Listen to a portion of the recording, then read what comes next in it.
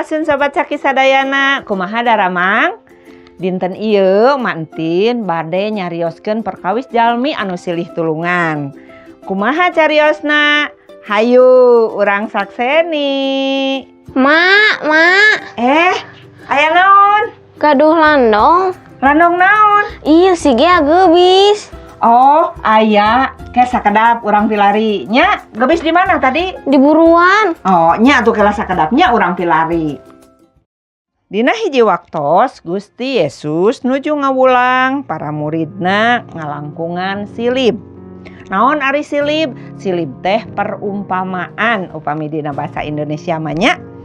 Nyaeta dicarioskeun kieu aya hiji jalmi anu dirampok tuluy dikaniaya. Tos dikaniaya, dirampok, ditinggalkeun sisi jalan. Ngajoprak teu walakaya. Lajeng aya hiji imam anu ngalangkung kadinya. Tapi eta imam teh henteu nulungan. Nganingali wungkul ti kajauhan, leos tuh ngalampahkeun deui perjalananana. Lajeng jol deui aya urang lewi. Saparantos urang lewi ningali aya nu ngajoprak, anjeunna oge henteu nulungan. Kebat nuluykeun lalampahanana. Tos kitu kurunyung aya hiji urang Samaria. Urang Samaria ningali aya nu ngajoprak, tuluy dideuketan. Sanggeus dideuketan, manehna watireun ka anu eukeur ngajolopong di sisi jalan eta. Sanggeus kitu manehna tuluy ngubaran raheut-raheut anu dikaniaya teh ya. Sanggeus diubaran tuluy ditaekeun kana kalde, dibawa ka losmen.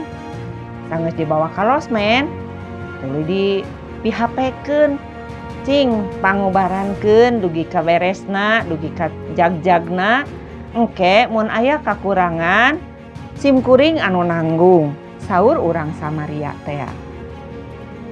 Saparantos nyarioskeun kitu Gusti Yesus naros ka murid-muridna.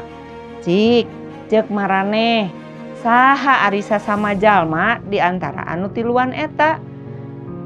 Ceuk murid-murid, tangtos anu katilu atuh Gusti. Tah kitu cariosna. Barudak.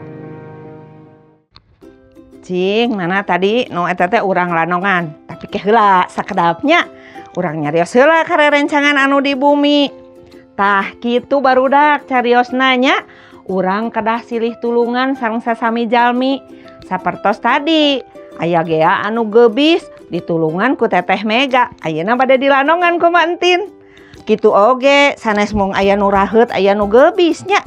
Upami mama atanapi rerencangan, rayi, raka nyuhunkeun bantosan kedah ditulungannya. Naon bae anu tiasa ditulungan?